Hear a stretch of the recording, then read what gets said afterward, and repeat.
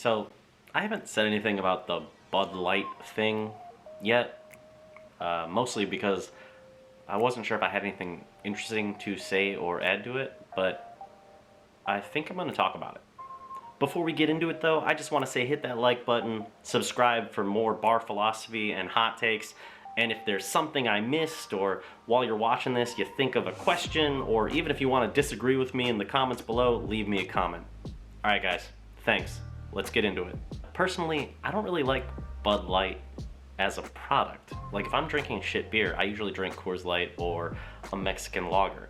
I find Bud Light to be too sweet. It drinks way too easily. It doesn't really taste like beer to me. It drinks like juice, which I guess if you think about it might mean I actually like Bud Light a little too much.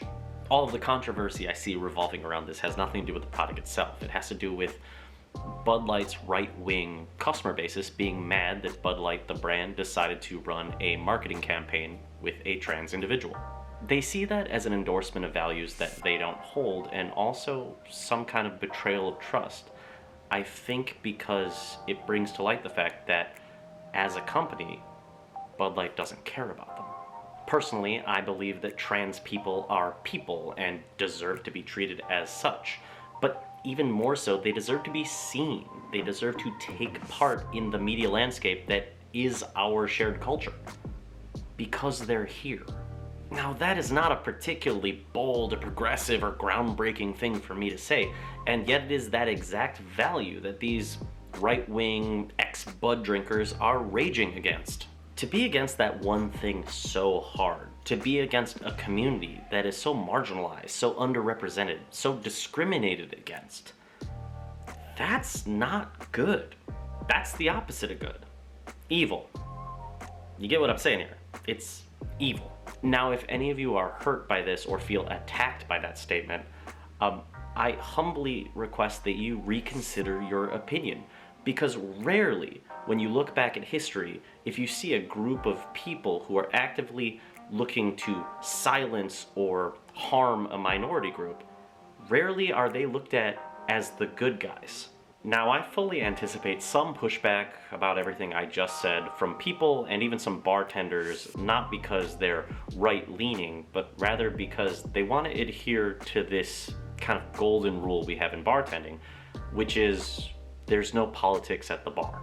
While I can sympathize with that rule, I don't actually believe in it. Don't get me wrong, I don't wear my voter registration on my sleeve or anything, but like it or not, bars are public spaces, and public spaces get political. And it's your job as the bartender to mediate that. But even if you're a bartender who has a hardcore belief that politics and the talk of politics don't belong in the bar, I would argue that issues like trans identity are not political issues. They're human issues.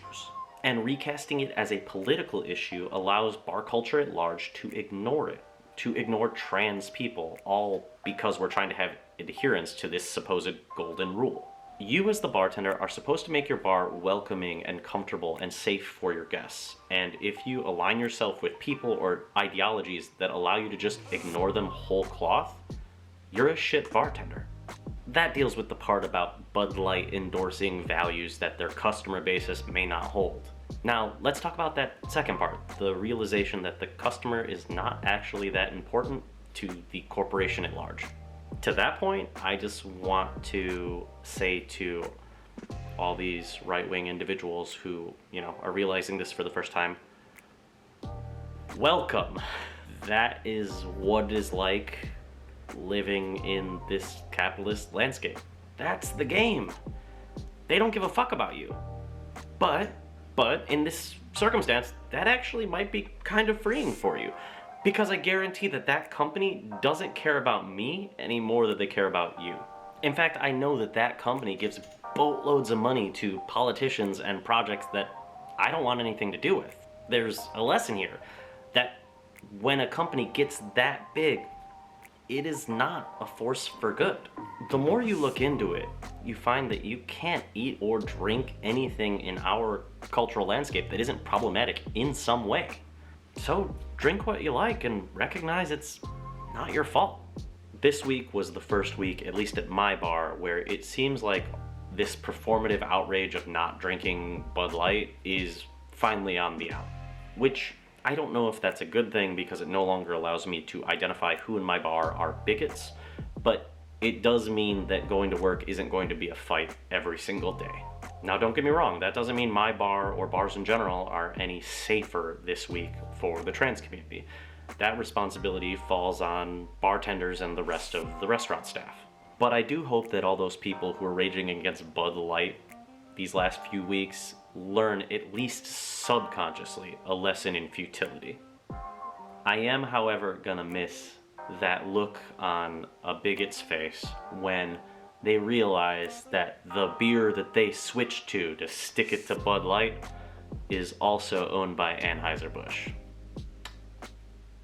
Chef's kiss.